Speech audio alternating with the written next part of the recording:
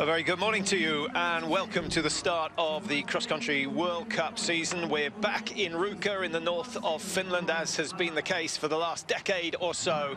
And a shortened programme here, but an exciting one nonetheless. Sprints today and then a 10K for the women tomorrow, 15K for the men. It's always in the classic style up here. That's what the Finns like. That's where they fancy their chances. The conditions, as we've seen for the jumping, Mike, are not good. But cross-country, are we going to be affected? I don't think. Certainly the jumping, when you're it's such an elevation they're jumping from here. It's in the woods. Although I do think down the first descent, you can see the steep drop off from the stadium. I think that's maybe where the wind will affect them the most. Well, the top athletes have made it through. 30 athletes qualifying for the quarter-finals, 6 in a heat. Here's the lineup for the women's quarters, and all the big names are there, particularly Fowler, who was the champion in the sprint last year, going in heat 1, and Nielsen, the Olympic champion, going in heat number 2. Because of the delay with the Nordic combined, familiar story, I'm afraid, it does mean that we've missed the first 2 heats of the women's, and we'll catch up with the live action in just a moment. It's usually pretty cold up here, Mike.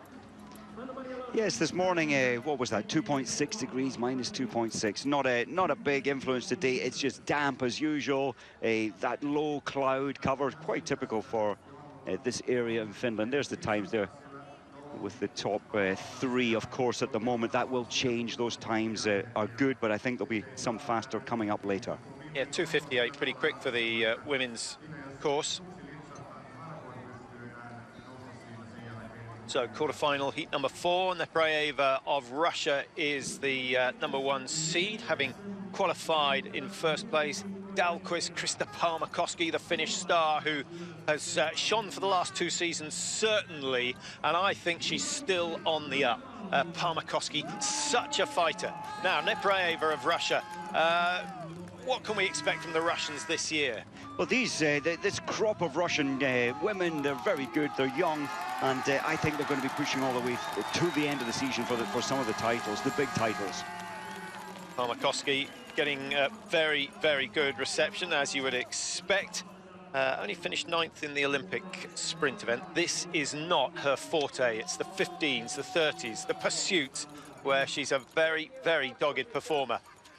But in front of a home crowd, maybe we'll see something. So, well, we got a full start. Pretty unusual, certainly in the women's event. Was it Palmakoski? I don't think so. I thought it was Ringvald, bib 26 on the left side. So another chance to look at the lineup. Nepraeva wearing 1. Oh. Got Dahlqvist 10. 16 is Palmakoski, as we know. Well, 19 is Lotta Udnes Weng. Sorry, it was Palmakoski there that pre-season or first race of the season nerves trying to break free. Not intentionally, just nerves. Well, she needs to be a little bit careful this time round. 19 is Lotta Weng, Scardoni of Italy, and Sandra Ringvald, number 26. Incidentally, Heidi Weng, the champion last year, did not qualify. Marit Bjørgens retired, and that sort of opens the gates for other athletes. Early shot at who's going to be champion. Is it going to be Therese Johaug, who many cross-country fans will be glad she's back? There are 1 or 2 who feel that she shouldn't be back, but I think she's paid her dues, made a stupid mistake, and the races are always exciting if she's there. They are, and of course Therese Johaug, she's not a sprinter historically. Maybe she's better now. She didn't start this morning, but I think she will start tomorrow, and I do think she could and will take the overall title this racing season. Her sprints need to be good though. That's her only weakness. So Nepraeva takes the lead, takes the wind in the early stages.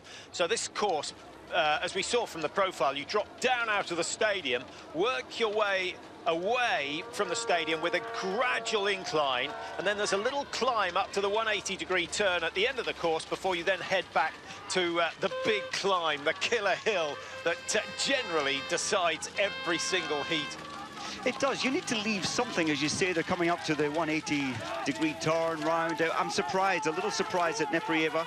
She set the fastest time, Patrick, by a phenomenal 1:45. It's unusual to see that kind of win margin earlier on in the qualification, so she really is on form at the moment. I thought she might play a little more tactically here. She's got the strength. She could take it on the final 300. And if there's a sprint course where tactics play a part, not just in each heat, but throughout the day, you have got to save something for the final, but you've got to make sure you get there. So for the strong athletes, like the Clabos and certainly the Fallas and the Nielsen's, you've just got to do as little as possible to get through to that last 6. And we often see that, especially on this course, Patrick, where the profile is unusual, the fast descent out of the stadium, this huge climb coming up now. And when you're going around this 4 times in one morning, you need to save something for the final. Parmakoski wearing 16 in 3rd position at the moment. Number 10 on the far side is Maja Dahlqvist of Sweden, just starting to slow in terms of tempo, but so is Neprayeva, so things even up as they come to the crest of the hill. Parmakoski making good ground, as she always does on the uphill section. And on the far side, number 21 going really well, Lucia Scardoni of Italy. She looked very fresh indeed, now gets herself into the leading 2. Dahlqvist just changing tracks there sensibly, trying to take the best line into this bend, taking it wide, now cutting as tight, not blocking, but the best racing line now into the final 100. 2:58, the fastest lucky loser time, and they should be safely inside that. Parmakoski's got to hope that she can make it through. Great skiing from Scardoni. She's going to take this win, goes through as an automatic qualifier, as does Dahlqvist, and Parmakoski on 2:55.7, by my reckoning, is through in terms of lucky losers, but we still have 1 heat to go, so she's got to keep her fingers crossed. Patrick, I thought that heat was incredible. The fact is, there she is. Neprayeva set the fastest time. We said that by 1:45 earlier. She's on form. She's absolutely flying. She's thinking, what on earth happened there? What went wrong? Well, I can tell you what happened. She took the wind over the first 500-600 meters. It doesn't matter. If you're going to do that, you've got to be 10% better than everyone else, not 1%. And that's why, you know, I was amazed that she was trying that strategy of taking the lead, pushing it so hard from the gun. But she'll learn from that. We're in agreement on the very first day of the season. We'll have to change that. Let's change that now. But it's quite phenomenal. She's clearly on form. She's clearly gutted that she hasn't made it through to the semi.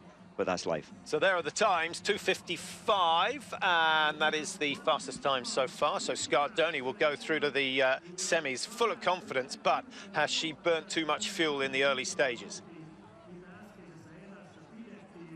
Heat 5, and the last of the heats, and in many ways the lowest quality heat. The numbers on the left indicating their finishing positions in the qualifying. So Anna Divik of Sweden expected to win this. She can team up with her teammate Lundgren. They could work together. Lundgren, incidentally, is an under-23 skier. There is Divik, finished 25th here. She's capable of the final. She achieved that on 3 occasions last year. Moa Lundgren. 3:02.23, so she's got to be some 4.5 seconds inside her qualifying time to go through as a lucky loser, should she finish outside the top 2. Gimler of Germany, it'd be nice to see the Germans up their game this year. It's been a long time since the days of Angerer and Teichmann. It does feel a long time ago. Of course, they've got Gusner, the biathlete now in the women's German cross-country team. Not here today, but will be in the distance races. A messy start, but no second gun, so away they go.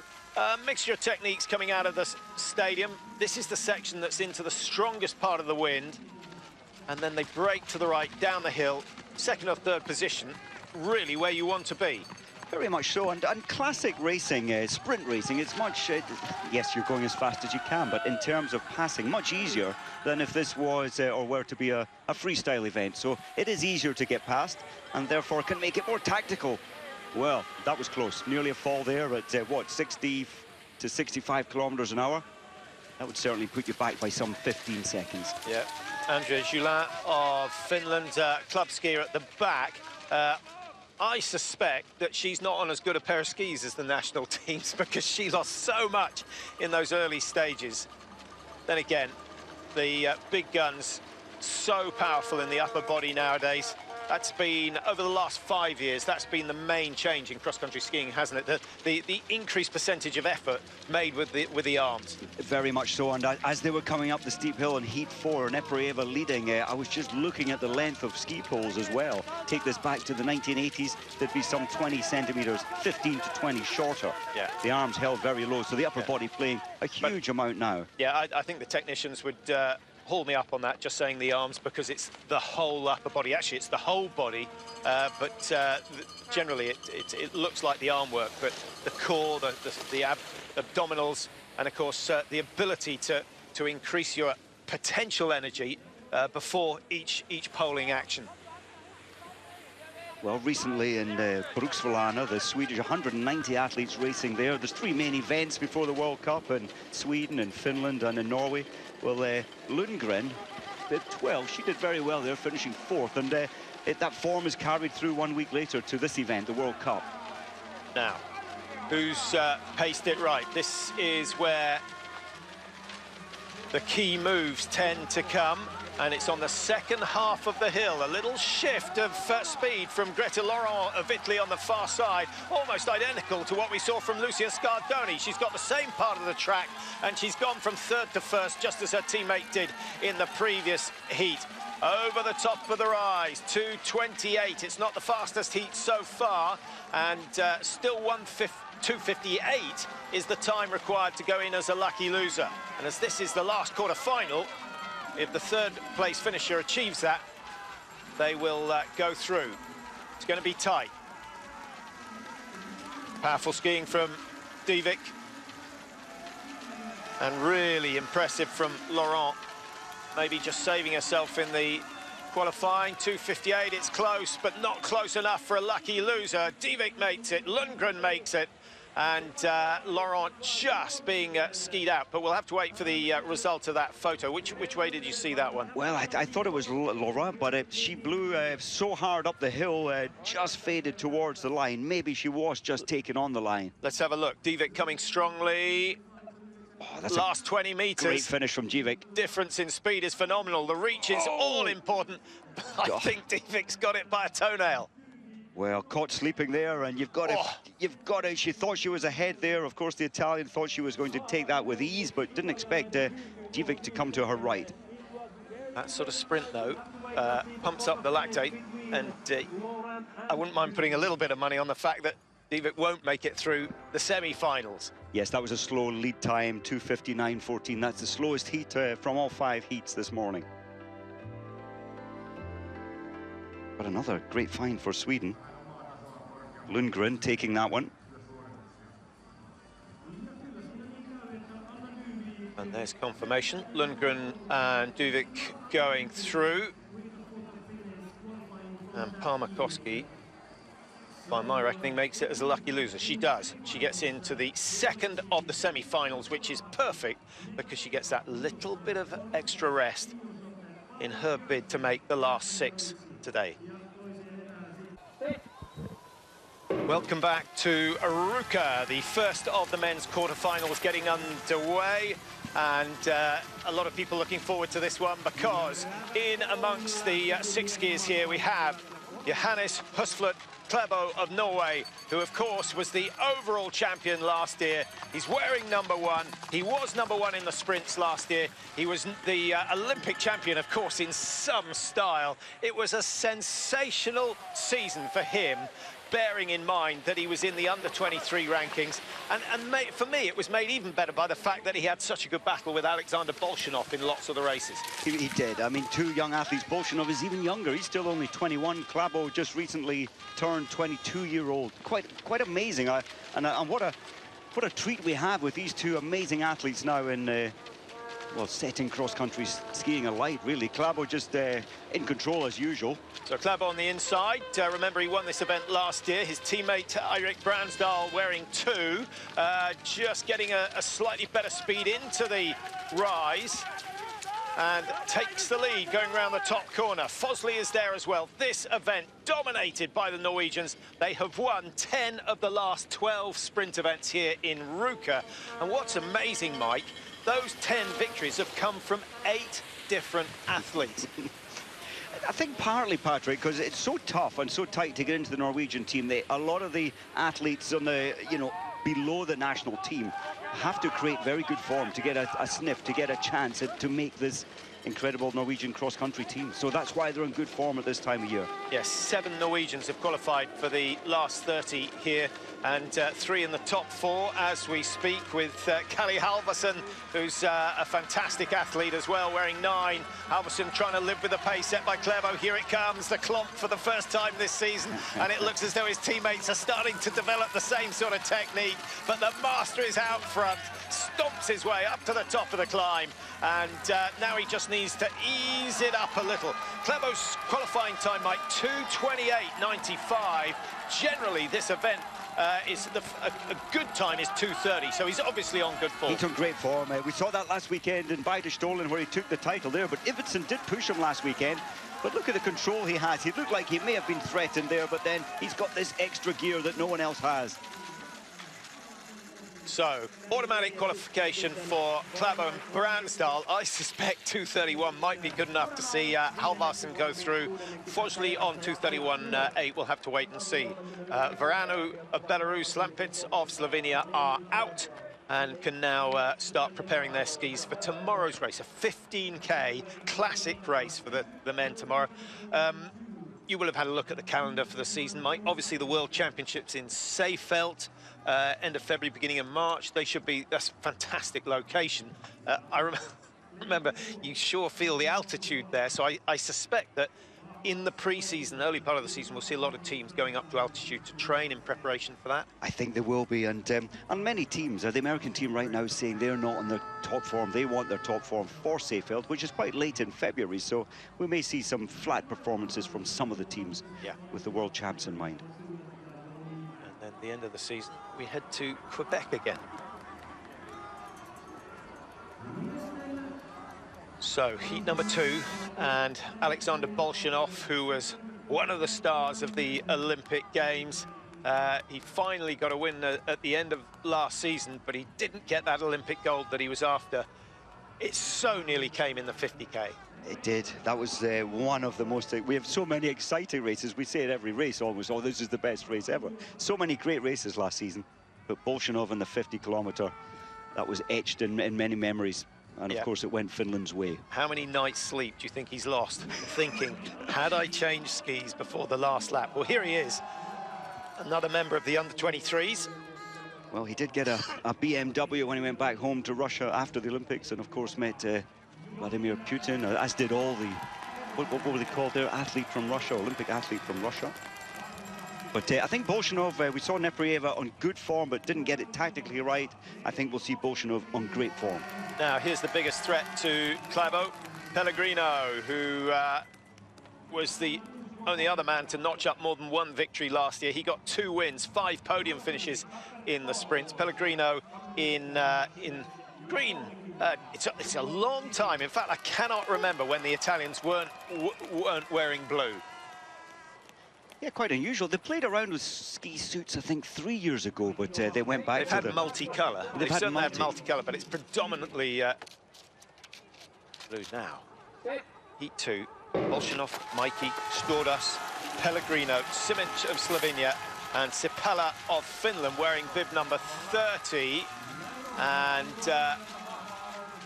not sure what happened to Simic, wearing 29 on the far side, but maybe just deciding you're better in the slipstream of an athlete like Pellegrino, and he's probably right. That's incredible. Patrick, already we saw the lack of energy from the start, nobody wanting to lead down, although that headwind isn't too bad. It was stronger some half an hour ago, but nobody really wanting to lead down the descent here, and that's cost them at least 1 second as they entered the descent. Yeah, the first decision you have to make in these races is, am I going for an automatic qualification, or do I want to make the heat fast enough to ensure that I get a lucky loser should I not make the top 2? And I suppose if you're a man on form, as Bolshinov in red, and the Russian suit very different this year as well, if you're a man on form, an athlete on form, then I think you've got to take the fearless approach and try and lead, set the times. But why? If you're strong enough, why not just cruise, and win it on the line and save something for later on. Well, this heat, so we've got the third fastest and the fifth and the sixth. It is a good heat, so I think you have to press. But yes, I agree. We may see Klæbo next time taking a rest in the pack before he unleashes on the final climb. Unlikely.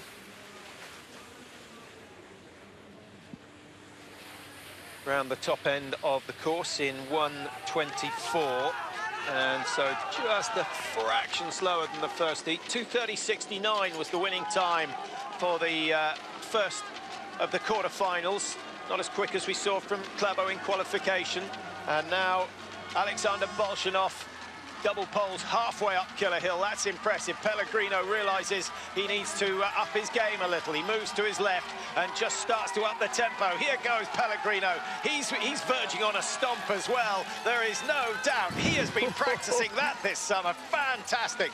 And looking forward to seeing him go head-to-head with the Norwegian champion. Well, remember the Olympics. Of course, it was Pellegrino who we thought maybe, just maybe, he's a chance of pushing Klæbo. In the end, it didn't pan out that way, but he certainly looks like he's got another gear this time. Yeah, I think that this course is a whole lot easier than the Olympic one, and Pellegrino might stand a better chance. Bolshinov shows his power, so strong in the upper body. The gym work that the Russian team do is quite staggering, and it pays off for Bolshinov. Pellegrino actually mistiming his lunge. I wouldn't be surprised if Stordos comes through and wins that photo finish. It was a little stumble from Pellegrino that might have cost him an automatic qualification. We'll have to wait and see, but I'm with you. I thought Stordos, he was relentless there. Here, Stordos well and truly in third, not giving in. He's got the longer limbs. No, it is the Italian. Pellegrino gets it. Pellegrino gets it. Actually, Stordos lunged just a fraction too early, and the winning time 2:31.64, so almost a second. 95 hundredths slower than that first heat. Pellegrino will go through, and with Stordos on, what was his time? 2:31.97. He's slower than both third and fourth, so he will not go through. Well, Bolshinov compared to Klæbo, I think Bolshinov was the more economical with his energy there, and it was only 1 second slower. So Bolshinov, for me, looking excellent. Heat 3.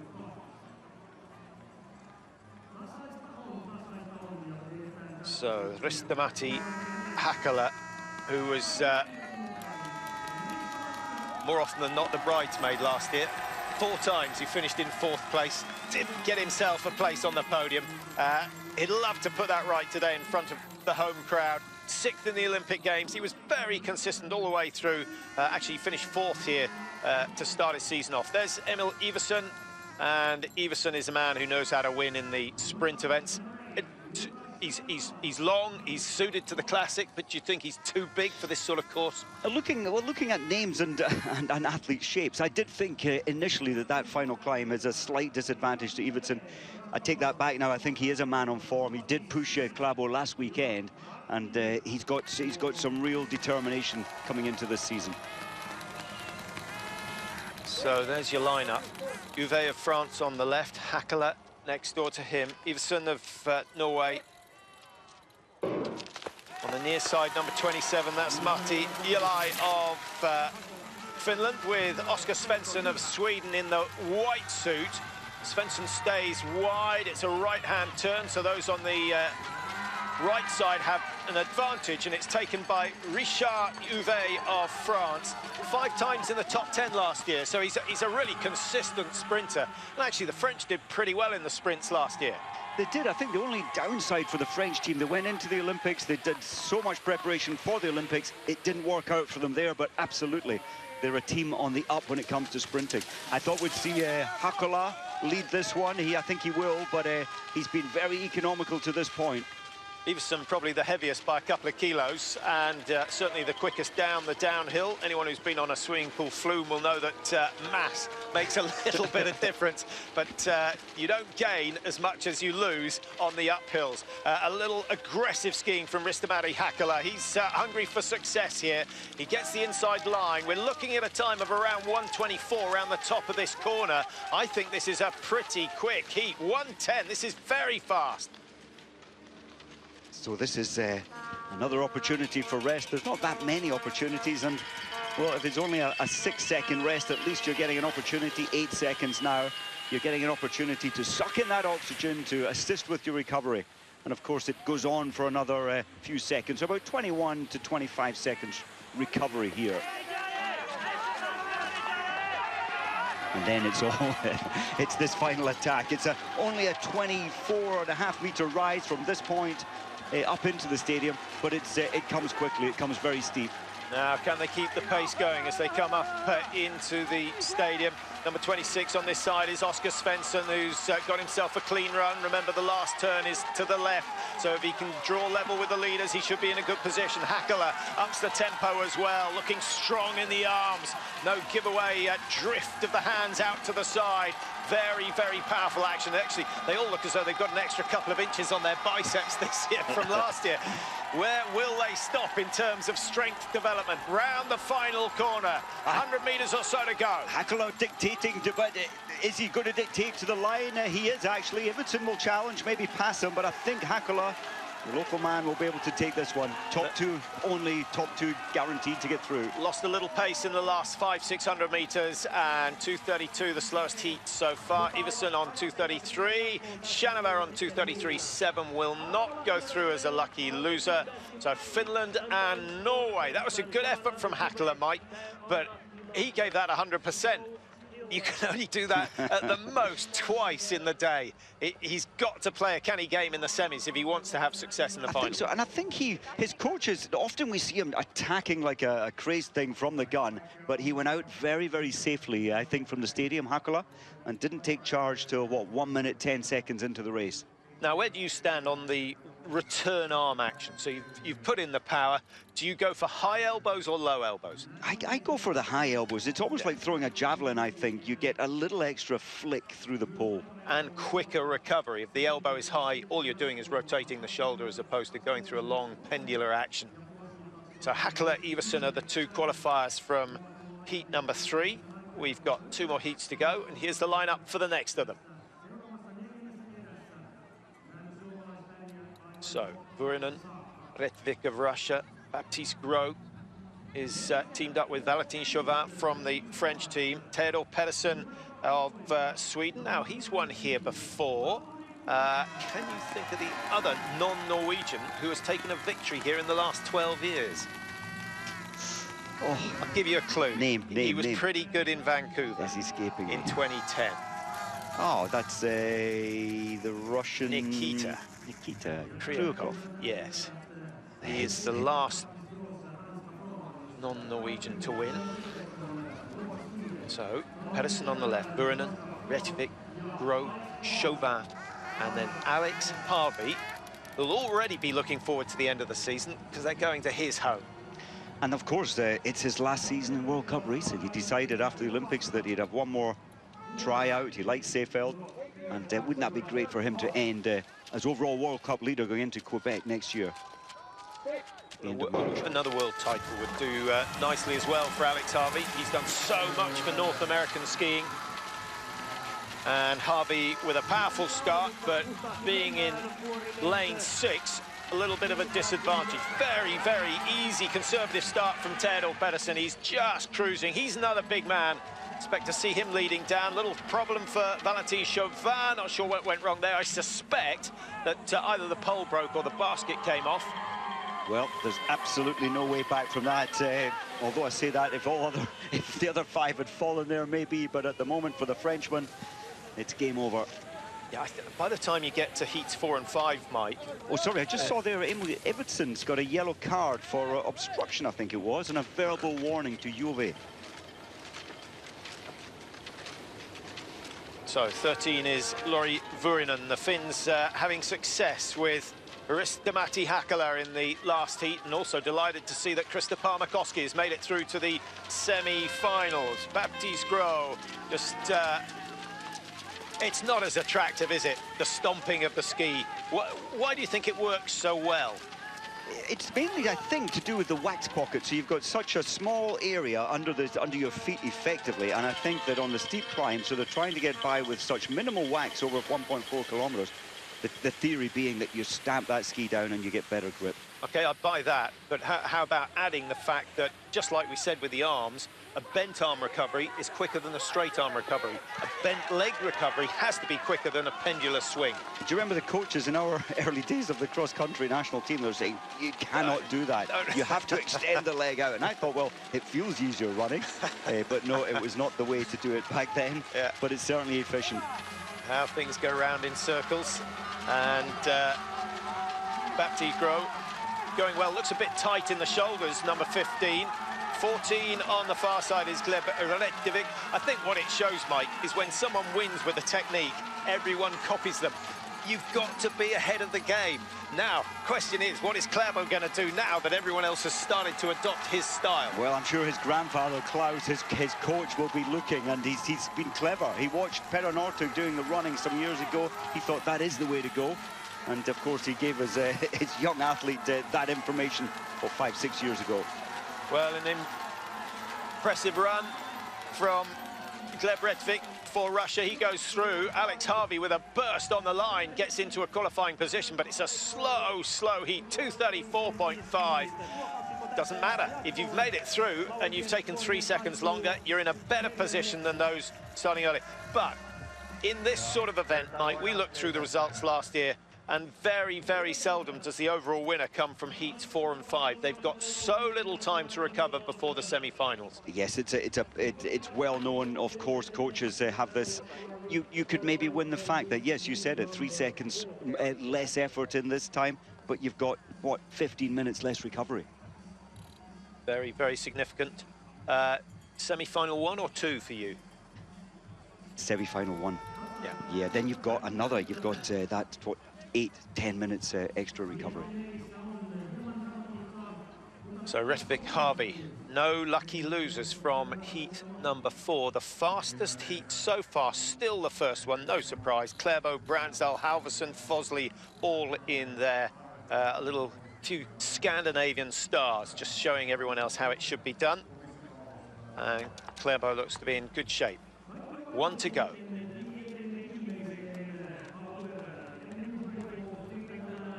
So Ari Luswa. Now there's been a few delays with the ski jumping so far this weekend. It's not uncommon in this part of the world, and they still have the qualification to get underway. And as you can see, it is now scheduled for 15:30 CET, 2:30 if you're watching in the UK. So it's been a long couple of days for Mr. David Goldstrom, just the way he likes to start the season.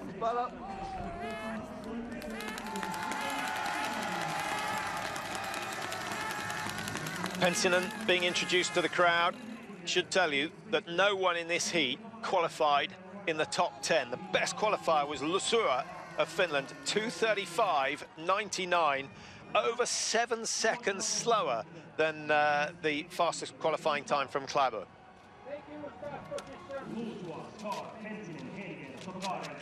But the rules don't change. We will still get 2 automatic qualifiers from this final heat. Lusua, Scott. We've got Pensinen of Finland, Hediger of Switzerland wearing 18, Sobakarev of Russia wearing 21, and 22 is Finn Hagen Kroll. Not sure if something went wrong in his qualifying run, 2:38.09. He was 10 seconds slower than Klæbo, so we'll see how he gets on. He's wearing 22, he's at the back of the field at the moment. He's a long way at the back, Patrick. There was no real urgency there. Maybe he thinks this is going to be such a slow heat that he can take his time out of the stadium, and as long as he's top 2, he will get through. Another yellow card coming there, obstruction. Juries are being asked to tighten up and look at pushing or any jostling for position, so we're seeing more yellow cards and verbal warnings, I think, than we have previously. Well, this is pedestrian at the moment, Patrick. It's got to come to life very soon. I thought Skar might lead this, in fact, coming up to the front now. Yeah, 110 round the top corner would be handy. Not sure they're quite going to match that. It's not far away. 1:09, 1:09. They're still in the running for a 2:31, 2:32.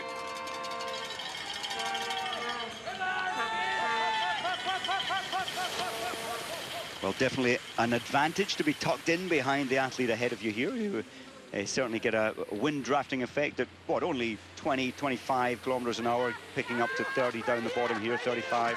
Yeah, this is where you want to get on level terms with the race leaders. Give away 10 meters at the bottom of this climb, and you really set yourself a major task. Norway will be happy to see that Sindre Bjornstad Skar is going well. He's wearing 16 in the middle of your picture.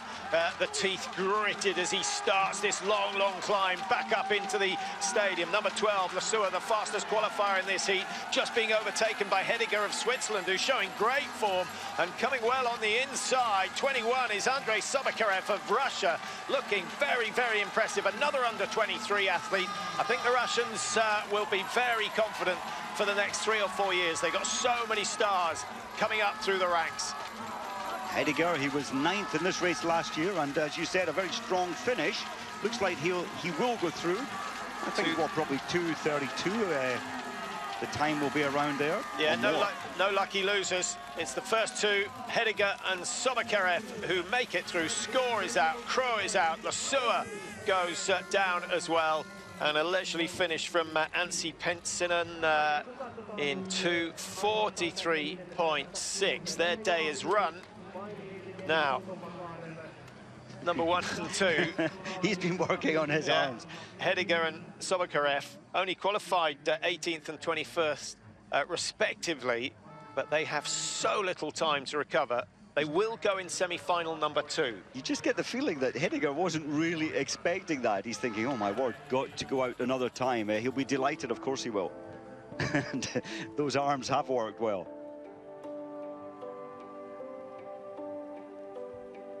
A little bit of a Dario Colonia lookalike.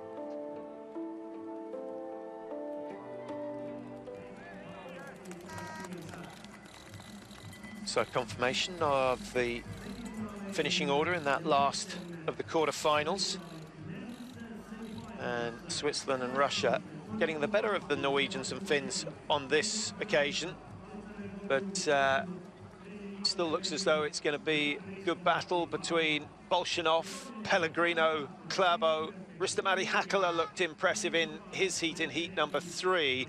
The lucky losers both going through from heat 1, Kalle Halvorsen and Fosley.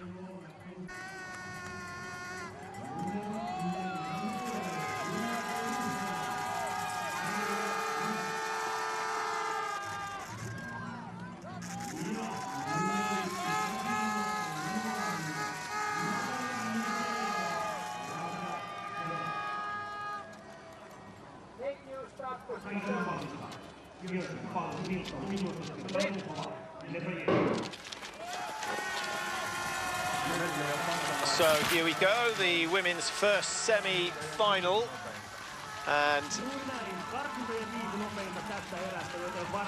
some pretty solid times from the women, getting under the 3-minute mark. We've got Nepraeva, Faller, Nielsen, Belarukova, Bjornsson and Ingmar's daughter. Now, Faller, you will know, is the World Cup champion in the sprint for the last 2 seasons, and Nielsen, you will know, is the Olympic sprint champion. So nice to see those two going head-to-head in the semis. They've got to play a clever game. They do not want to get carried away with the duel.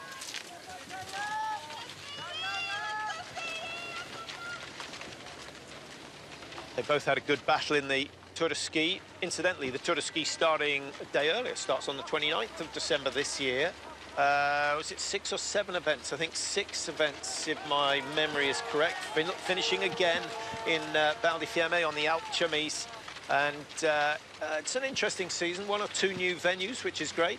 I think so. It is the programme for the whole season. But just mentioning the Tour de Ski, when you look at last year, of course, it was Weng and Usberg who took 1st and 2nd in the ladies' field, but the Olympics really did not work out as they had hoped. They really had burnt their bridges. Their form was way off, over the top. Yeah. So it comes with a price, all these early season races and victories. Yeah, Sweden going very well with Nielsen, of course, Charlotte Kalla, who was on fantastic form out in Pyeongchang. You know, my only regret about Pyeongchang, Mike, was the fact that if we got a crowd of 2,000, we did well. The races deserve 22,000 at least. The racing was quite astonishing, both in the cross-country stadium and the biathlon stadium. So as they approach the final stages of this first semi-final, the Swedes looking comfortable. Nielsen in no problem whatsoever. There she is wearing 3, and Ingmar's daughter wearing bib number 8, just on the inside. Here comes Fowler on the far side, up alongside Nielsen to say, I am the one on form at the moment, and a little stumble from the slow tempo of Nielsen, and she's lost herself 4 or 5 metres. Well, but she's got a phenomenal double pole for the closing stage. What a contrast in styles there, Patrick. The huge reach of Stina Nielsen, of course, a much taller athlete, and the tiny little strides of Fala attacking her way up the hill. All they need is to get first and second to move through to the final, but they're going to be pushed. And now Nielsen is going to show her trump card. It's the final 150 metres in the double poling action, and she's going to come through. They need to be a little bit careful, and Nepraeva just threatening there, but good win from Nielsen. Fowler in second. The Olympics all over again. Actually, it's been the battle for the last 2 seasons, and it's great to see them both in action. Heidi Weng not qualifying was a bit of a surprise, and of course Marit Bjørgen not on the scene anymore. I cannot believe we're going to have a season without watching Marit Bjørgen race. So many seasons, and of course she had one out from, what, 3 years ago when she gave birth, but she only decided to retire, Marit Bjørgen, on the 16th of April, so she had been, after the Norwegian Championships, she was still in a place of indecision, but at the end of the Norwegian Championships, a week later, in fact, she decided, I haven't the motivation, or I won't have the motivation anymore. Okay, I'll put lunch down on the fact that we will see her in the Holmenkollen 30. You reckon? I just get the feeling she won't be able to resist. Well, that would be something. I'm sure they would let her back. I'm sure she'll still have great form. She can't lose that. She could race as a club skier up there. She'll be 39 though. Getting a few extra entries. 39. Didn't stop the likes of Bjørn Dalen. Well, the coaches giving all the information that they can to assist the wax technicians. Was there any slipping there? I think Stina Nielsen had good wax with that long stride. Fala just chopping her way up, using tempo to get the wax pressed down. Yeah, the unsung heroes.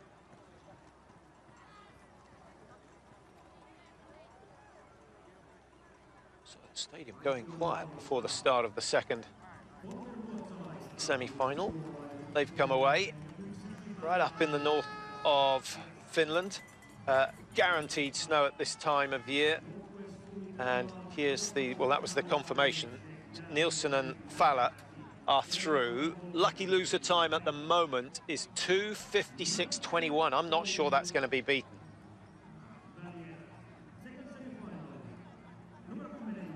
Bela Rukova and Ingmar's daughter, the 2 lucky losers at the moment. Let's look at the lineup for the second semi. Maja Dahlqvist wearing 10. Maya Lundgren, a teammate alongside her. The bib number, remember, indicating where they finished in qualifying. Lucia Scardoni, has she burnt her bridges? It was a very impressive quarter-final. Just worried she got a little bit carried away. We'll see whether she can do it again. Katja Visnar for Slovenia. And the Slovenians have done pretty well over the years. Anna Juvic scraping through in her quarter-final, had a battle with Greta Laurent, and then Krista Parmakoski, here she is. You don't need to be told who the crowd want to win this one or qualify in this one. That first heat, Mike, actually very quick, 2:56.21, comparing it to the quarter-finals. I think so, Patrick, as the second heat, semi gets underway. I think that we'll see the 4 coming through, or 4 athletes coming through from that first heat. The times were so good, and you look at the times some of these athletes have set. Have you seen how the Italians have always tucked in behind a chosen athlete in that first 150 metres? Very wise. And there's the flags. It's not much of a wind coming up this hill, but it does matter. You don't get the gain, the advantage. Although I wonder what Klæbo will do this time in the final, assuming he makes the final. Last year he went mad from the gun. He went out of the stadium, gained a second, and kept that lead all the way to the line. I think it'll be different this year. Yeah, familiar story, as we saw in the quarterfinals. Palmakoski in Finnish colours and Scardoni in the green of Italy, both just staying at the back until the latter stages. I think they've resigned themselves to the fact that it's going to be just two going through from this heat. It's a much slower pace. Scardoni, incidentally, she did a 2:55.09 in the quarters. So I think she's playing absolutely the right game. She's confident with her finishing speed up the big climb. Picking up a little, but I don't think time-wise, I think we're already a second and a half behind, maybe more, and that's almost impossible to pull that kind of time margin back. Maja Dahlqvist, first round the corner, some 12 seconds slower than the average speed for the men to that point. And generally the course taking some 25 seconds longer in the women's race, but speeds are quicker than they were last year. Now here's an interesting little fact at the beginning of this new season. Now we've got in the top 12, so the two semi-finals here for the women, we've got 5 Swedes, but only 1 Norwegian. We haven't seen that before. Is Team Sweden at last coming back strong? Will they be able to threaten the Norwegian team? There's a tumble, well, nearly a tumble there, but a tangle. No Veng qualifying for the finals. Johaug not racing in the sprint. Bjørgen has retired. Their run of success, their total domination over the last 15 years has to come to an end at some stage. And could it be? Because Marit Bjørgen was not just a great athlete, she was like the mother, the sort of the information, the team captain. They're missing her, I think, already. Palmakoski, she's not missing it because she knows her chances are so much better. How many duels did they have together? Palmakoski generally coming off second best. There's Scardoni, not looking quite as fresh as she did in the quarterfinals, but still in with a shadow, going through in the top 2. Palmakoski surely with a 5-metre lead going into the last 110 metres should make this. It's a question of what is that. It's Dyvik coming through, number 10. It is, in fact, it's Dahlqvist of Sweden who's got herself into second place. And Scardoni can't raise a game. So Palmakoski goes through, Dahlqvist goes through. And at 2:59.3, Scardoni is out of the competition. Well, that's as predicted, Patrick. The four best in the first heat will go through, and only 2 from this second heat. So that's the order of play for the final. Significantly longer rest for the athletes who went in heats 1 and 2. And to be fair, the top seeds generally like to go in heats 1 and 2 because they know they're going to get the rest. So the quality athletes are higher up. Little bumping and scraping, great recovery from Katja Wisner, but that little incident really costing her any chance of getting involved in the sprint finish. Palmakoski is through to the final and will have the crowd on their toes when she's up against the likes of Nielsen and Faller and Bella Rukova and Ingmar's daughter. It's a quality final for the first sprint of the year. Palmakoski, Patrick, 2:57.37. She wasn't asked to give too much there. She didn't have to find that extra little punch that she does have. But as you say, she's less recovery time. She'll be hoping to be better than last year where she finished 6th. So there's the lineup for the final. Nielsen Faller, the Olympic battlers, going head-to-head yet again. Welcome back to Ruka. We're getting towards the business end of this first sprint of the year. These are the men's semi-finals, and the lineup looks pretty Norwegian on the first one. Well, they're underway. Just go through the numbers. Klæbo is wearing number 1, the Olympic champion and the World Cup sprint champion. Bransdal wearing 2 for Norway. Bolshinov of Russia look very strong in 3. Hakala 4. So the top 4 qualifiers are in this first semi-final. Fosley of Norway is in 10. And Federico Pellegrino, perhaps the most exciting sprinter, second only to Klæbo, is wearing green, wearing bib 11. There he is, just rounding the corner, and once again the Italians happy to sit at the back in the early stages. Why take the wind if you don't have to? Well, this is going to be fireworks very soon, Patrick, because we're looking at bibs number 1, 2, 3 and 4. They were the fastest in qualifying. You do expect that the fastest times will come in this semi-final. Bolshinov at the moment ahead of Klæbo. Just a reminder, this course, 1.4 kilometres long, and they're completing it in under 2.5 minutes. So you can get your calculators out and work out what sort of pace they're maintaining throughout. Capable of going well over 30 kilometres an hour average. When you look at the course, though, there's been an awful lot of easy skiing to this point, then that final climb. So it is one of the fastest sprint courses, although, yes, we have it between 1.2 kilometres and 1.6 in the men's field. What sort of time would Mo Farah do on a course like this? Not on skis. I was thinking about cycling times as well. Mo Farah on this course, what would he do? Difficult to say. So 1.4 kilometres. You're probably looking 3.5. Yeah, it's certainly considerably slower. On to the final hill. Top 2 places guaranteed a place in the final. And the major showdown early on in the season. Klæbo stomping his way up the hill on the far side. Even more flexion of the knee than we saw last year.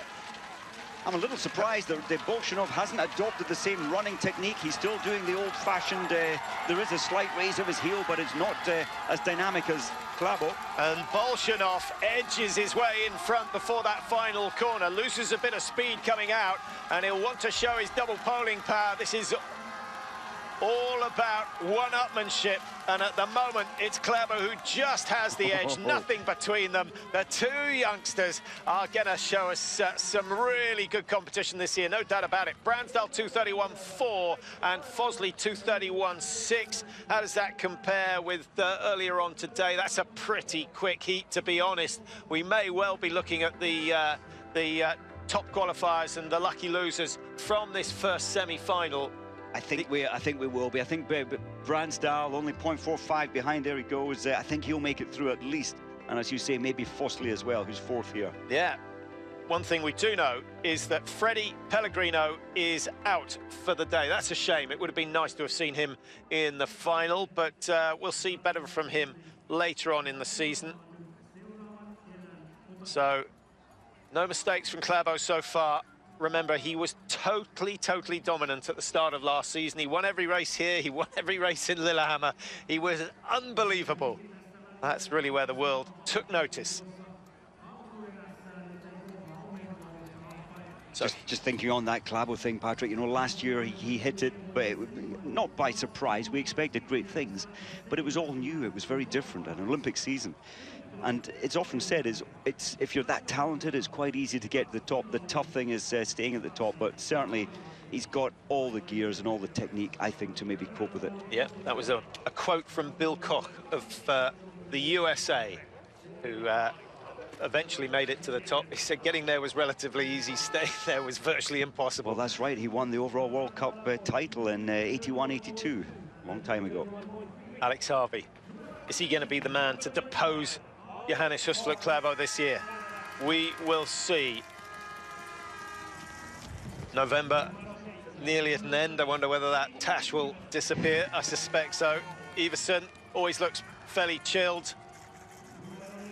14, racing for Russia. Gleb Retvik didn't look quite as impressive as Bolshinov, but was still very fast in his quarter-final. Jovian Hediger, perhaps the surprise of the quarter-finals. Switzerland, they need another man right at the top. They cannot go on relying on Dario Colonia. Andrei Sobakarev for Russia. So we have 2 Russians, I was going to say 2 Swiss. We have 1 Swiss, 1 Canadian, 1 Swede, 1 Norwegian. And here is the Swede, Kalle Halvarsson. Halvarsson did look good. His final turn of pace on the climb, was very good for one of the tallest, in fact, the tallest in this lineup, the tallest in the field, actually. Thank you. Start position.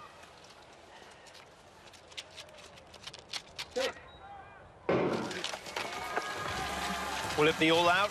Will it be tactical? And good strong start from Retvik, but he soon eases up and they allow Emil Iversen to take the lead. 2 big men, 1 and 2 at the moment. Number 14 is Retvik. As last time, he was towards the back of his heat, but can he come through this time? It's less likely this time for the Swiss athlete.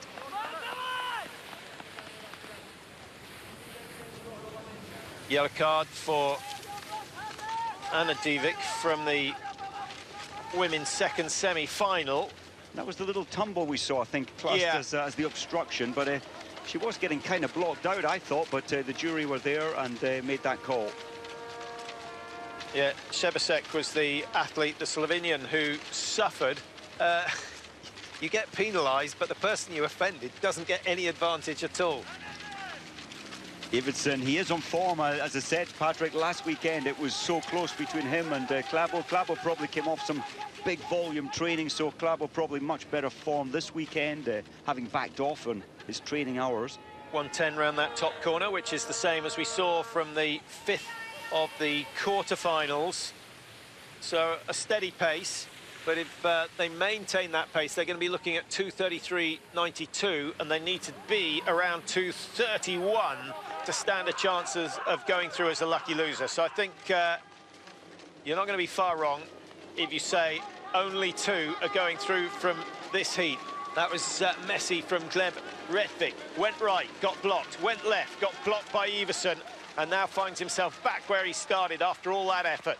Number 21, that's Sobakrev of Russia. He's gone very, very wide. He's come out of the tracks, obviously not getting the traction he wants. And a nice stomping action from Kalle Halvorsen. He's got himself 3 meters going over the top of the climb. Well, we did see Olofsson, who won more than, 10, I think it was 13 World Cup sprints in his time. He's retired now, retired at the end of the Olympics. He used to run up this hill, so there has been this clomping, this running technique around for a while.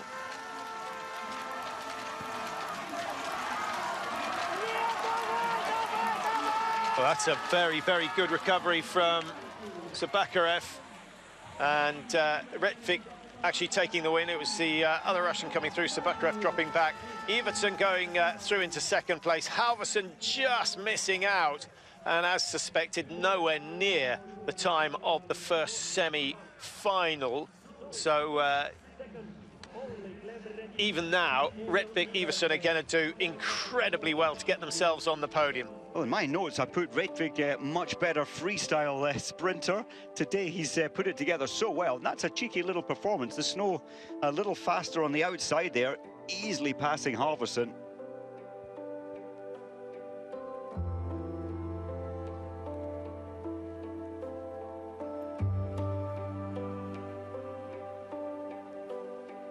Well, Halvorsen burned his bridges. The effort he put in on the steep climb, he didn't leave anything. The lactic would have been boiling.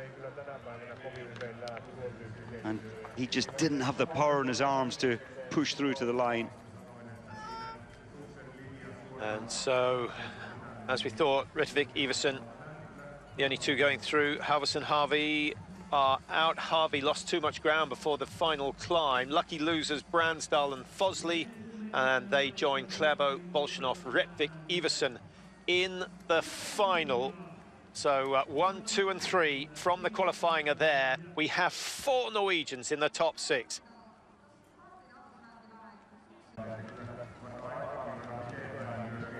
Welcome back to Ruka. Final showdown. The last 6 men and the last 6 women still to go to decide the winner of the first cross-country ski race of the World Cup season. Who is going to have bragging rights for the next 24 hours? Because, of course, they'll be back in action tomorrow. Most of them will, not all of them, but the majority. And we'll see some other big names coming out for the distance race tomorrow. The women going over 10,000 meters, the men over 15. And once again, we'll be in the classic style. There's your lineup.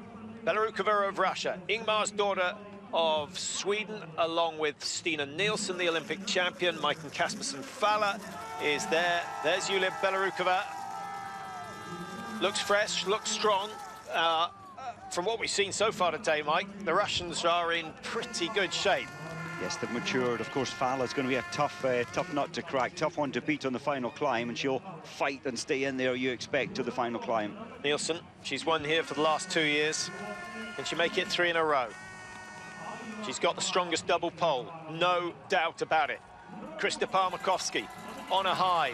Was her semi-final too good, or has she got more to give? If anyone can dig deep into the reserves, it is Krista Palmakoski. And Maya Dahlqvist, very much the outsider, having qualified in 10th position. But if she gets her tactics right, she could work with her teammate Ida Ingmarsdottir and spring a surprise.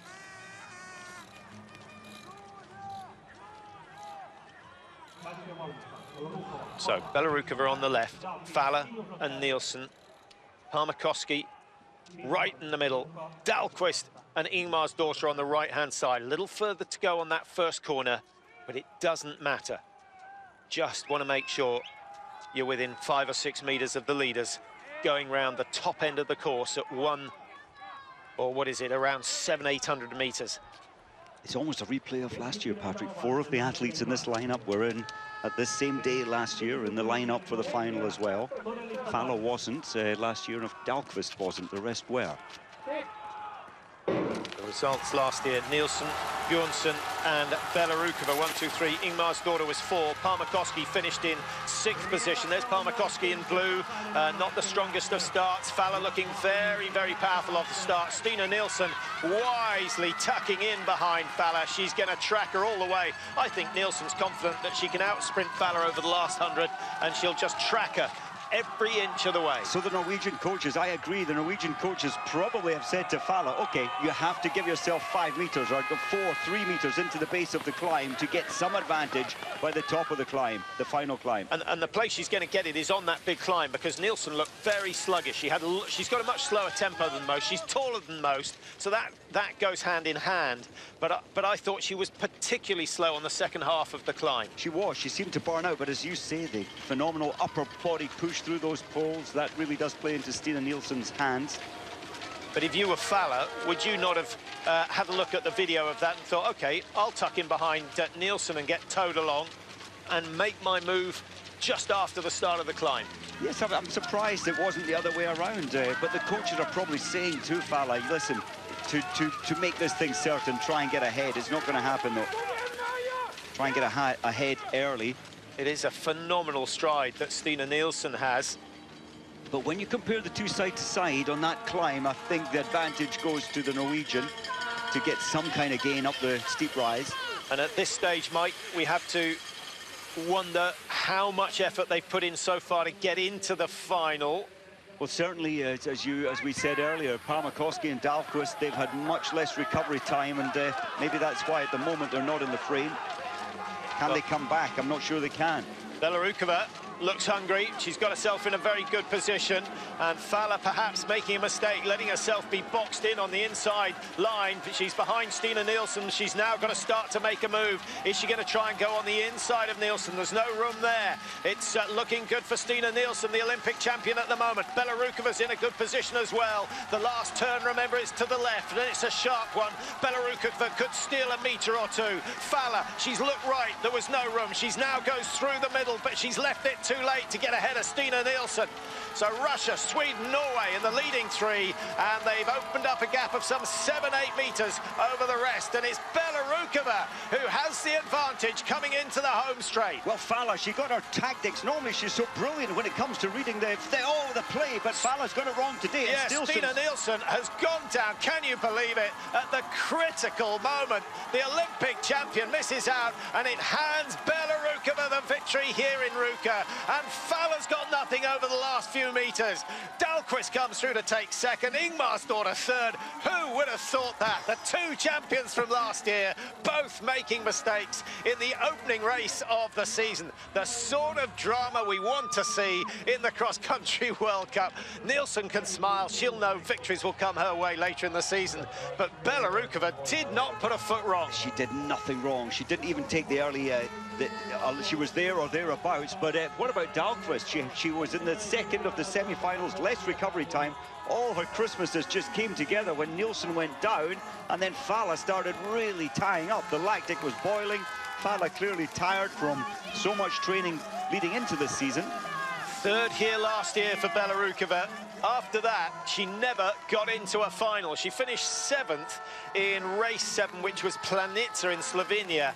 But she did nothing to make us think that she was going to outski both the World Cup champion and the Olympic champion today. Well done to Yulia Belarukova. She set the season alight for the Russian team, and I wouldn't be surprised if the two Russians in the men's final produce something special as a result of that. They are a team, like the French, who respond to their own success.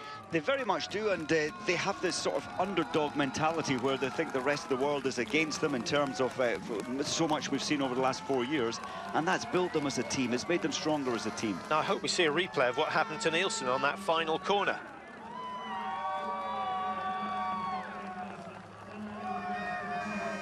All sorts of surprises. Parmakoski never really featured. She's finished in 5th position. Hugs, smiles, there'll be a few tears as well. That is the perfect way to start the 18-19 season for Yulia Belarukova. And tonight she'll go to bed thinking, well, maybe I can win the Sprint World Cup come the end of the season. Maybe I can be world champion. It's the sort of victory that gives you a huge amount of success. Now, here's the fall from Nielsen. Did she plant the pole inside? I don't think she did. And then she got such a tangle. There's no way quickly out of that. Easily done. That didn't make any difference to the result, but I can't see. All her weight was on her left ski, and it should be... I wonder whether it's quite a sharp corner. There's really no need for the tracks on that corner. I wonder whether one of the skis just slipped into the track and changed the direction of the ski, threw her off balance. Unless the athlete, Belarukova, beside her, unless her ski pole slipped, it didn't hit the snow, which put her weight way over to the left. Her ski pole may well have slipped along the base of the back end of the ski of Belarukova, who is delighted. Had it been a fight to the line, I think the odds were against Belarukova, but Nielsen went down, Belarukova wins.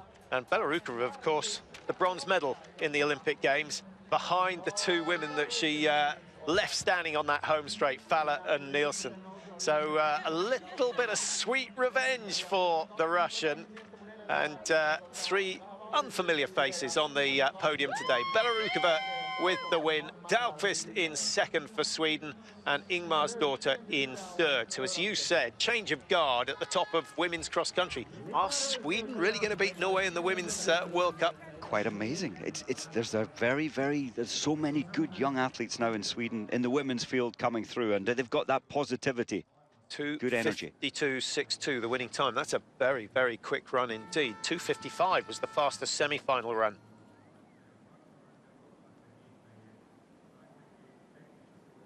One race still to go. Hopefully we'll get a chat with Yulia Belarukova.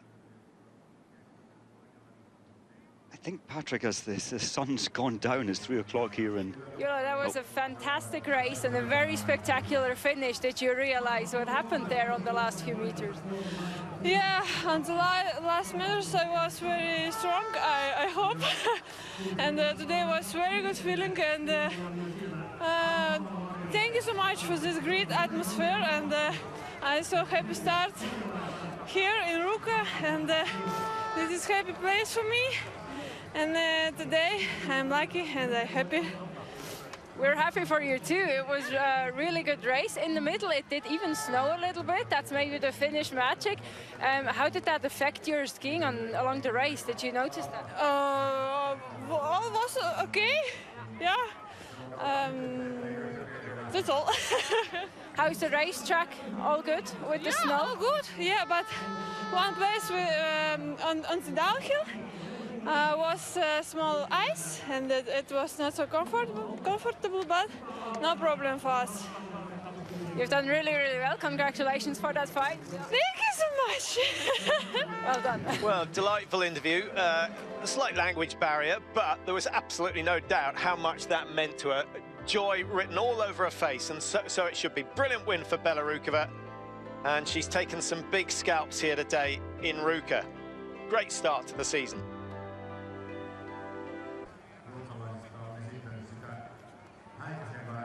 So here's the start list for the final race of the day, dominated by Norwegians, but do not rule out the Russians. Bolshinov looks strong, very strong in the last 150, and Retvik of Russia can do some damage as well. Many times we have seen a clean sweep from the Norwegians in the opening race of the season. Are we going to get the same today? Iversen came through as a lucky loser. Klæbo won this last year. He's made it through to the last 6. Now, last year, Mike, he was 10 metres ahead at the bottom of the first hill. And he just decided he might as well go for it because they hadn't chased him in the opening stages. Surely he's not going to do the same. Well, I think he'll have at least 3 Norwegians on his case because they know how his strategies, how his mind operates, what his plans will likely to be. So I think he'll be closed down quickly if he tries an escape, especially by this man, Bolshinov. Now, if Bolshinov and Klæbo come round the final corner together, I think this man might have a little more muscle power. He's in phenomenal shape. Here's Retvik, also from Russia, as you can see, and he's looked pretty sharp. Hasn't made any mistakes so far. He looks more worried. There's more fear in his face, I think, than there was last year. It was all free thinking, easy going, no expectations. Now he's got so many expectations. He's got something to lose. Didn't really have anything to lose last year. Even seen him just seeing Patrick, he's got a verbal warning for technique violation. He's obviously skated on the track at some point. A lot of them do skate over the first drop out of the stadium. Now, Bransdal, who's already won here in Ruka, twice in a row, in fact. Can he get another win? Sondre Turvold Fosli, been a part of the sprint team for a long time now. 4 Norwegians. Each and every one of them capable of winning. But #1 is the man to keep your eyes on. The Olympic champion, Johannes Husflot Klæbo. Away they go, last race of the day, and the crowd are on their toes. No Finns in action, but they just want to see what the youngster Klæbo can do when he's under pressure from the likes of Alexander Bolshinov, who's gone off like a bullet. Well, that's interesting. At this time last year, Klæbo had, what, 5 metres. He had a lead from this point on in the final. He's not adopting the same strategy. He can't. Bolshinov tried to do the same thing.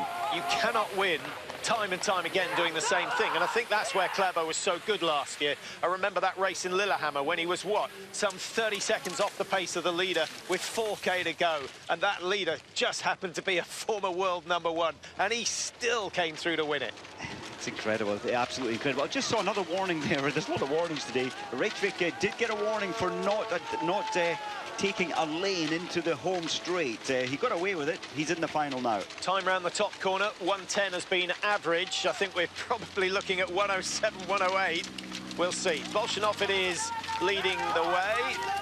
Klæbo right on his heels. #2 is Erik Bransdal in 3rd position at the moment. Retvik of Russia in 4.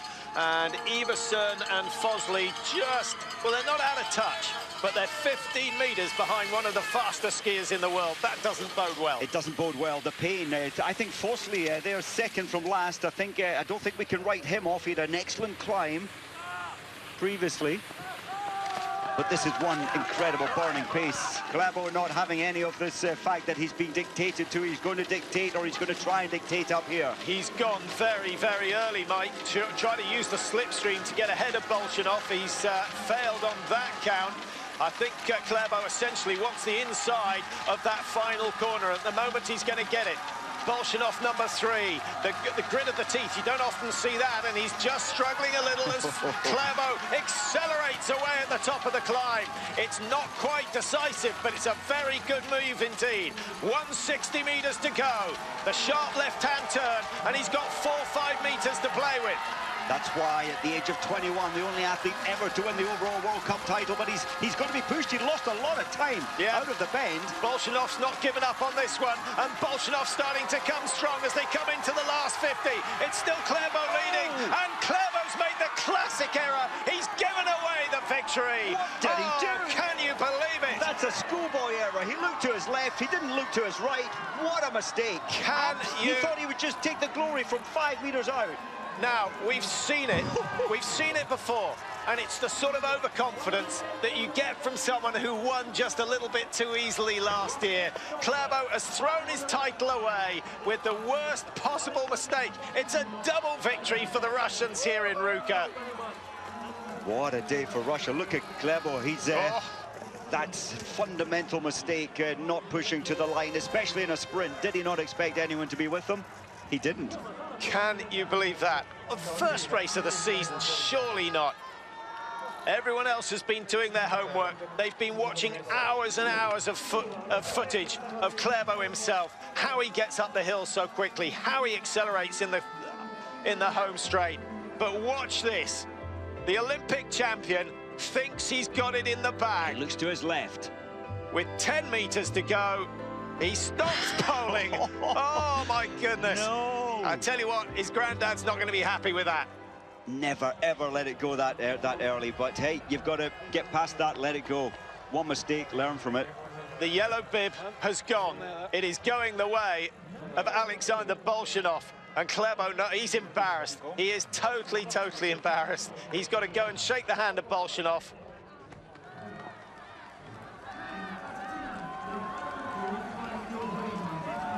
Well, we saw drama in the women's race with a fall from Nielsen, the Olympic champion, and a bad fade from Falla, the World Cup champion, allowing Belarukova to come through and win.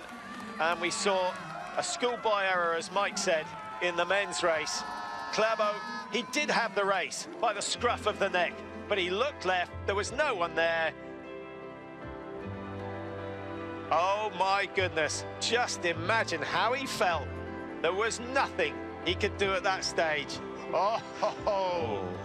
What a pity. And a little wry smile on the face of Alexander Bolshinov. It doesn't matter how you win them. He was the one who stuck at it. Never assume that the opposition are beaten until you're over that line. The Russian team will enjoy that one tonight, and there might be a bit of sledging going on next time they're on the sprint line together. Do you know what? Psychologically, that will hurt. We can see the damage it's done to Klæbo in the first race of this new season. How is he going to get around that? I mean, it's a fundamental, silly mistake. Yeah, but he has not won the first sprint. I'll look forward to seeing Klæbo's next vlog. He's going to have to explain himself. Bolshinov is the champion here in Ruka. Klæbo second, Brandsdal 3. The Russians take the double.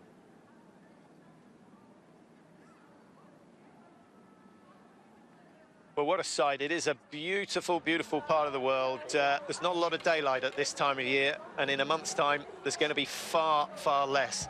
But there's a special atmosphere, and it can get bitterly cold. We've had it down below -30 in November. Luckily, we haven't got those temperatures this time around. Looking in the background, it's so little natural snow. Of course, most of this track is machine-made snow, which they've put out here many weeks ago. Brandsdal third. He's got 9 victories, sprint victories, Brandsdal, and only 6 athletes in history have got more than 10 victories in the sprints. Now, who's going to start last in the time trial tomorrow? Will it be Bolshinov who goes off with the yellow bib? Well, yes, yellow bib. Well, of course, they've swapped that around. It used to be fastest man last, but... Klæbo, is he still sulking? He needs to get up there. Yeah. He needs to do the honourable thing and just get on with it. He's got to man up. Well, that's shown us quite a lot, to be honest, Mike, hasn't it? You know, he doesn't turn up for the podium photo. I'm really surprised. I know the Norwegian coaches were trying to say, listen, you've got to get on with it, get out there, and he shouldn't have been there for that photo, but clearly just so disappointed with that fundamental silly mistake at the end, with 10 meters to go. Yeah, we'll have a good look at the papers tomorrow morning before we come on air, see what they have to say. First race of the season. That was an amazing finish. Did you realize that you had to push for it and that it was possible?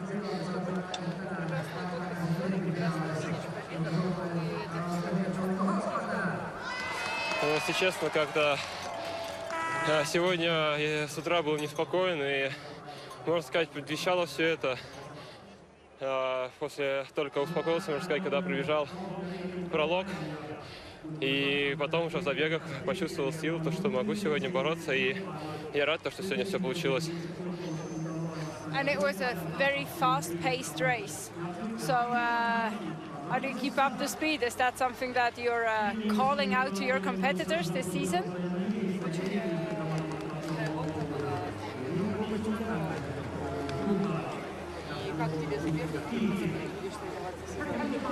Соперники все очень сильные, и здесь только все решалось на финише. Я также хочу отметить, что сегодня хорошо сработали наши сервисмены, и лыжи также и держали, и катили. Им также большое спасибо.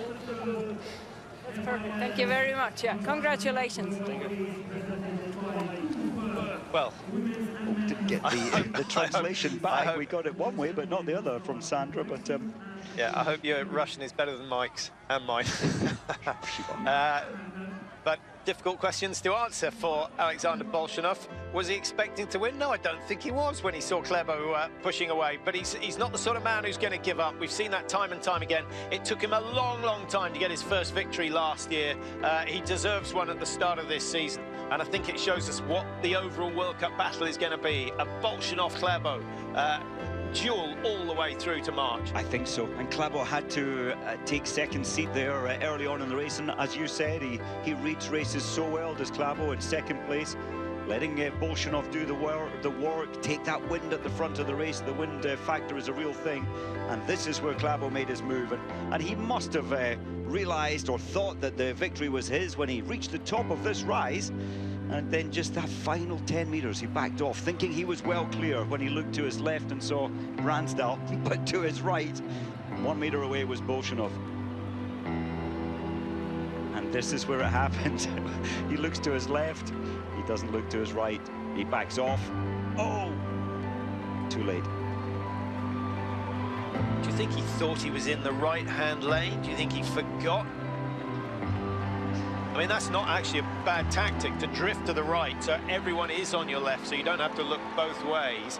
But I can't believe his lack of awareness. You know, you can hear them, you can hear the breathing, you can hear the pole plant. I think he was just in it. He was already thinking what he was going to do on the podium. Well, tactically, he's the best we've seen, and as I say, at 21, he took the overall world title. No one's ever done that in the history of World Cup cross-country.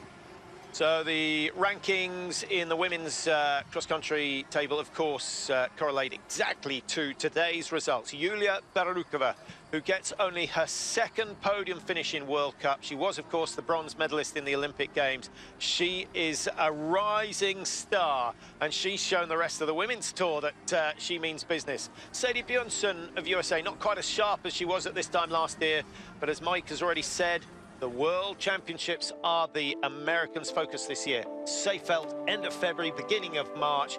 Expect to see the likes of Diggins and Bjørnsen flying when we head to those tracks. Very much, and what a start for the Russian men and women, and very young athletes. Bolshanov, 21-year-old. Yeah, we've always thought this is a sport for 27, 28-year-olds, but things are changing, Mike. And of course, Belarukova just 22, so there's some real talent coming through now for Russia. So the standings again, as has always been the way, 100 points for a win. And Belarukova getting her only other podium finish here in Ruka. So let's hope that she managed to maintain it. And actually, as a youngster, that's what's difficult, is maintaining this sort of form for the whole 4.5-month period. Rosberg down in 26. Sandra Ringvald getting herself a couple of points.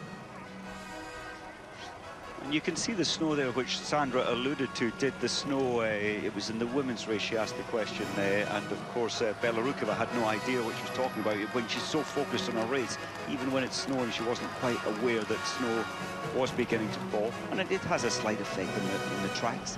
So the skis down. That may be another reason for sticking in behind someone else. Just let them press the fresh snow down, but it's not heavy snow. I don't think it would have been too significant. Presented by Coop Women's Sprint Competition.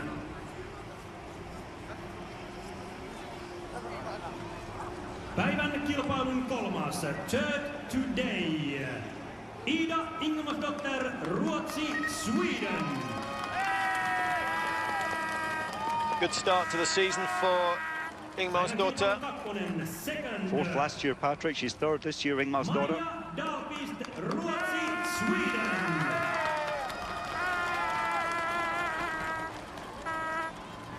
Great start for the Swedes. A couple of podiums for Dahlqvist last year. First World Cup win. It's a big one, and it will mean so much to Yulia Belarukova. All that summer training, lots of roller ski racing for her as well, has paid off. And as always, Russian fans get to every single event. So many made it out to Pyeongchang as well to give support to their athletes. Sponsoring manager of Coop, and Kaisa Valkama-Kettunen, CEO of Barmia Company. Voittaja, winner. And some healthy prize money. Just looking into the amounts won last year. Heidi Weng, who won the women's tour, went home with 140,000 Swiss francs. So what's that? 70,000 GB pounds, roughly speaking. Although from one day to the other, that varies massively at the moment. It's not a huge amount when you think that in alpine skiing they'll get 50,000 for one race. So Heidi Weng, who wasn't totally dominant, but she had a very good battle with Jessie Diggins. In the men's tour, 168,000 for Klæbo, and he was dominant. He was a long way clear of Dario Colonia, who finished in second. Yes, the money at the top end, a lot of the money, the extra money coming from, of course, the ski companies, the pole companies and sponsors, and Klæbo, of course, a big, huge name now in cross-country, in Norway, of course, and worldwide. Yeah, I think his prize money was pocket money compared to his endorsements. But Belarukova, she's, well, 23, 24 soon. The 21st of January, actually, she'll be 24. And great start to her season. We always have incidents here. I seem to remember Heidi Weng going the wrong way when she was just about to win a race. She did, yeah. She went into the finish when she should have done one more lap. And I think in the sprints, when we saw Nielsen fall down, you know, the legs are so fatigued, having been round this track 4 times, we do see errors. The body is so tired, the mind, the concentration begins to go just a little, as it did with Klæbo with 10 meters to go. He'd lost his way. You always try and take it to the line. But he did look to his left, didn't look to his right, so maybe it is something to do with a little race rusty in terms of World Cup. Yeah, and for the first time ever, Belarukova gets to wear the yellow bib as the leader of the World Cup. What a moment for her. She's got a big lump of Gruyere cheese to take home with her. I hope she's not a vegan. Are any of these athletes vegans? Oh, I wonder. I don't know. I don't know. It's the in thing, but it's hard enough not eating meat.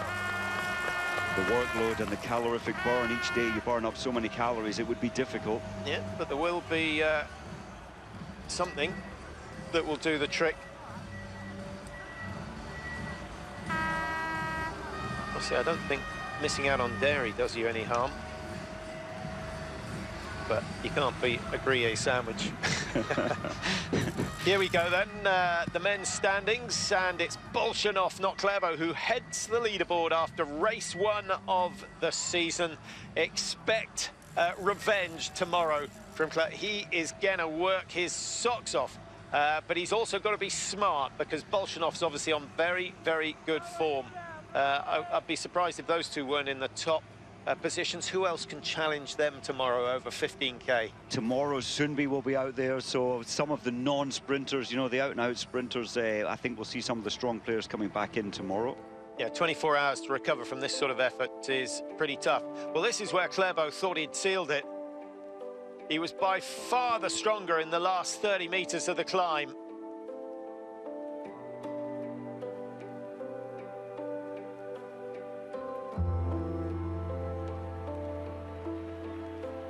Well, as we watch the final stages of the replay, just another word that we have the ski jumping qualifying coming up from Ruka. The wind has died down, which is great news. Hopefully there won't be too many delays.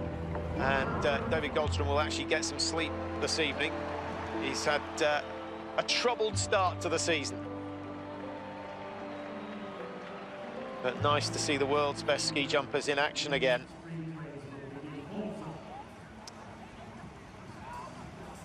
just a reminder of the World Cup points accrued. Lots of Norwegian flags in the top 10. Freddie Pellegrino, he'll be disappointed. Mike missed out on the final. I think he will be, and he wasn't there. The energy had gone. I'm sure we'll see better as the season goes on, as he gets away from the bulk training that he's been putting in the Alps. So I'm sure we'll see better things from Pellegrino. And especially, I'm sure his focus is on the World Championships. Second at the Olympics in the sprint. He'll want the gold this time. Not an easy task.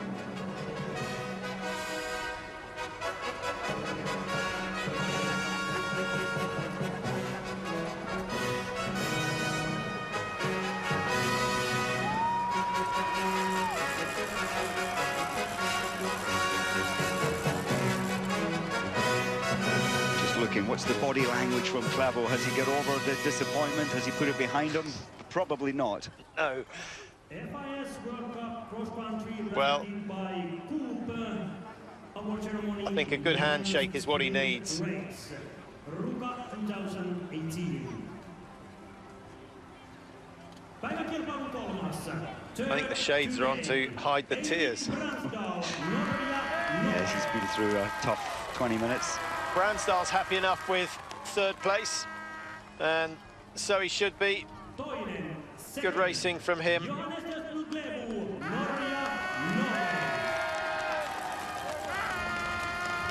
No celebration for second. 80 points.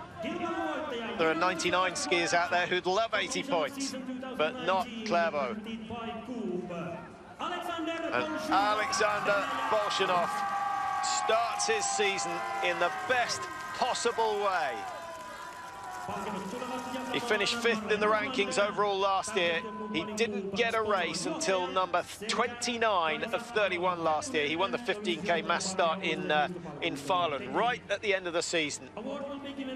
And he'd been in contention for win after win after win, and more often than not denied by Klæbo. So it will be a beautiful feeling for Bolshinov right now. Even though he must have thought he was beaten with 20 to go. He must have. He kept fighting to the line. He's got a very good sense of humor, and you could just see this little wry smile, as you said, thinking, nice to get this victory. And even in the manner in which he got it, by just a tiny little slip up from the great Klæbo.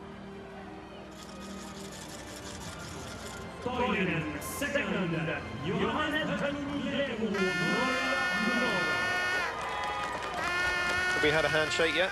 We did. As you were looking at your notes there was a little quick handshake, and Bolshinov looked him straight in the eye and just checking what emotions were going on there. But Klæbo must be so disappointed. It was there. It was within touching distance. But had he kept double poling. Yeah. I think it's going to be replayed many times on NRK tonight, and he's going to get a bit of a hard time in the press tomorrow morning. But hey, you learn more from your mistakes than you do from your victories. You do. It's rare. We have seen that certainly over my lifetime in cross country and biathlon. It happens occasionally, but it's the coaches from a young age teach you. You've got to forget about everything until you cross that line. Forget the celebrations.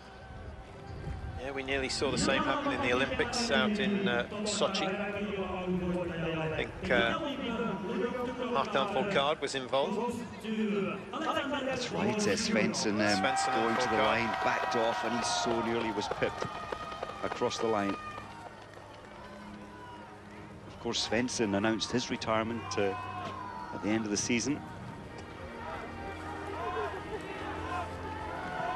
I think Bolshinov is just going to take a long time putting that yellow bib on, just loving the moment for the first time. He's too broad, they can't get it on.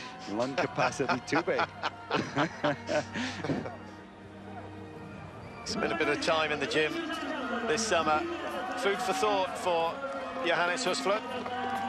Bolshinov, 100 points in the bag, the yellow bib on his shoulders. He's laughing.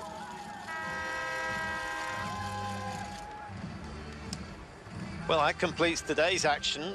2 races tomorrow, the women over 10K, the men over 15. Let's just bring you the timings of those events. so you don't miss any of the action. 10:45 European time, so 9:45 for the women's 10K. That'll be another fascinating battle. Therese Johaug, we hope, will be back in action. And then the men's 15 starting at 11:30 UK time. Clebo will be after revenge.